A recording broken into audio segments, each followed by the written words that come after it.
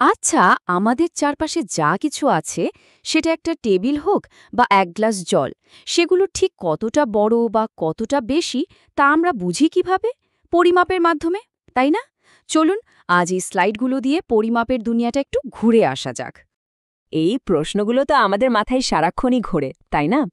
আসলে একটা জিনিস অন্যটার চেয়ে কতটা লম্বা বা কতটা ভারী, এটা যদি আমরা মাপতেই না পারতাম, তাহলে তো কথাই বলা যেত না। এই কতটার উত্তর খোঁজাটাই তো হলো পরিমাপ। দেখুন, আমাদের রোজকার জীবনে পরিমাপ কিন্তু একদম জড়িয়ে আছে। সবচেয়ে সহজ উদাহরণ আমাদের নিজেদের উচ্চতা মাপা। ভাবুন তো, ছোটবেলায় দেওয়ালে দাগ দিয়ে উচ্চতা মাপা থেকে শুরু করে জামা বানাতে দর্জির কাছে যাওয়া, সঠিক মাপ ছাড়া কি এক পাও চলা সম্ভব? তো পরিমাপের অনেক কিছুর মধ্যে সবচেয়ে প্রথমে যেটা আসে সেটা হলো দৈর্ঘ্য, মানে একটা জায়গা থেকে আরেকটা জায়গার দূরত্ব। চলুন এই একদম বেসিক আইডিয়াটা দিয়ে শুরু করা যাক। দৈর্ঘ্য মাপার জন্য কিন্তু আমাদের কাছে নানা রকম রুলার বা মাপকাঠি আছে, তাই না? সবচেয়ে কমন হলো মিটার। এখন রাস্তা মাপার মতো বড় দূরত্বের জন্য আমরা ব্যবহার করি কিলোমিটার, যেটা মিটারের চেয়ে 1000 গুণ বড়। আবার ধরুন, মিটারকে যদি 100টা সমান ভাগে ভাগ করা হয় তাহলে পাওয়া যায় সেন্টিমিটার। আর সেই সেন্টিমিটারকে আরও 10টা ভাগে ভাগ করলে মেলে মিলিমিটার, একদম বইয়ের পাতার মতো পাতলা জিনিস মাপার জন্য। চলুন একটা উদাহরণ দেখি। এই যে পেন্সিলটা, এটার মতো ছোট একটা জিনিস মাপতে গিয়ে যদি আমরা কিলোমিটার ব্যবহার করি তাহলে তো ব্যাপারটা বেশ হাস্যকর হবে, তাই না? এখানেই কিন্তু সেন্টিমিটার বা মিলিমিটার কাজে লাগে।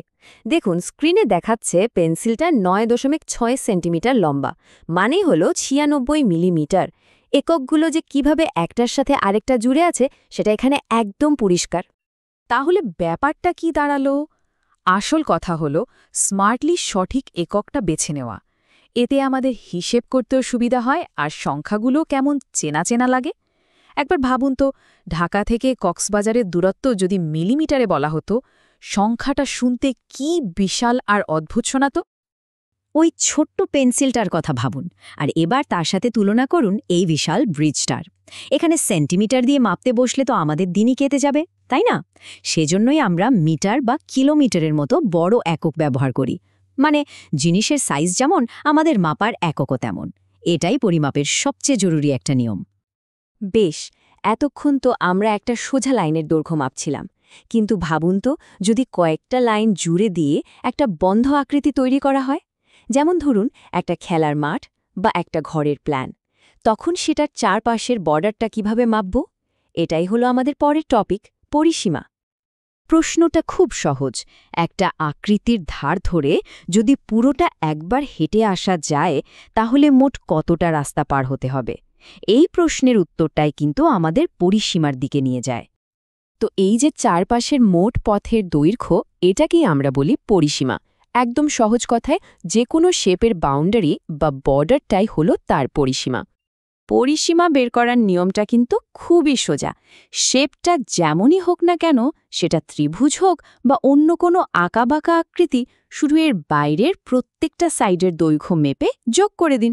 ব্যাস, পেয়ে গেলেন মোট পরিসীমা। খুবই সিম্পল। আর আয়তক্ষেত্র বা বর্গক্ষেত্রের মতো চেনা শেপের ক্ষেত্রে তো কাজটা আরও সহজ।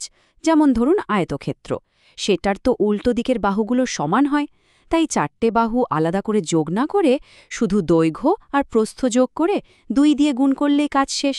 আর বর্গক্ষেত্র, সেটার তো 4টে বাহুই সমান, তাই এর পরিসীমা হল যে কোনো একটা বাহুর দৈর্ঘ্যকে 4 দিয়ে গুণ। কি দারুণ না? আচ্ছা, আমরা তো একটা আকৃতির বাইরের বর্ডারটা মাপা শিখে গেলাম, কিন্তু ওই বর্ডারের ভেতরের জায়গাটার কি হবে? ধরুন একটা বাগান। বাগানের চারপাশের বেড়াটা হলো পরিসীমা, কিন্তু বাগানের ভেতরের যে সবুজ ঘাস, সেটার পরিমাপ কি? চলুন এবার ওই ভেতরের জায়গাটা কিভাবে মাপে সেটা বুঝি। এতক্ষণ তো আমরা বাউন্ডারি নিয়ে কথা বলছিলাম, কিন্তু এখন প্রশ্ন হলো, ওই বাউন্ডারির ভেতরে মোট কতটা জায়গা আছে? কোনো শেপের ভেতরের এই মোট জায়গাটাকেই আমরা বলি ক্ষেত্রফল বা এরিয়া। এখন দেখুন, এটা মাপার জন্য কিন্তু আমরা আর সোজা লাইন ব্যবহার করতে পারি না, কারণ আমরা তো একটা জায়গা ঢাকতে চাইছি। তাই আমরা ব্যবহার করি বর্গ একক বা স্কোয়ার ইউনিটস, মানে ছোট ছোট স্কোয়ার বা বর্গ দিয়ে পুরো জায়গাটা ঢেকে ফেলার চেষ্টা করি। এই যে স্ক্রিনে দেখছেন, এটাই হলো একটা বর্গ সেন্টিমিটার, মানে এমন একটা বর্গ যার প্রত্যেকটা দিক 1 সেন্টিমিটার লম্বা। কোনো জায়গার ক্ষেত্রফল বের করার মানেই হলো আমরা হিসেব করছি যে ওই জায়গার ভেতরে ঠিক এই রকম কতগুলো বর্গ একদম গায়ে গায়ে বসিয়ে দেওয়া যাবে, কোনো ফাঁক না রেখে। তাহলে এবার একটা মজার কাজ করা যাক। এই স্লাইডের শেপগুলো দেখুন তো, এদের ক্ষেত্রফল কত হবে। চাইলে এখানে একটু থেমে ভেতরের ছোট ছোট বর্গগুলো গুণে ফেলার চেষ্টা করা যেতে পারে। দেখুন তো উত্তরটা মেলে কিনা। পরিসীমা আর ক্ষেত্রফলের মধ্যে পার্থক্যটা যদি এখনও একটু গুলিয়ে যায়, তাহলে এই উদাহরণটা দেখুন, এটা একদম পরিষ্কার করে দেবে। ভাবুন, পরিসীমা হলো বাগানের চারপাশের বেড়াটা, আর ক্ষেত্রফল হলো বাগানের ভেতরের পুরো ঘাসটা। একটা হলো বাইরের লাইন, আরেকটা হলো ভেতরের জায়গা। বেশ, আমরা লাইন মাপলাম, তারপর ভেতরের জায়গা মাপলাম, কিন্তু জিনিসপত্রের তো আরও একটা খুব জরুরি বৈশিষ্ট্য আছে, তাই না? সেটা হলো কোনো জিনিস কতটা ভারী। চলুন এবার ওজন বা ওয়েট কিভাবে মাপা হয় সেটা একটু জেনে নিই।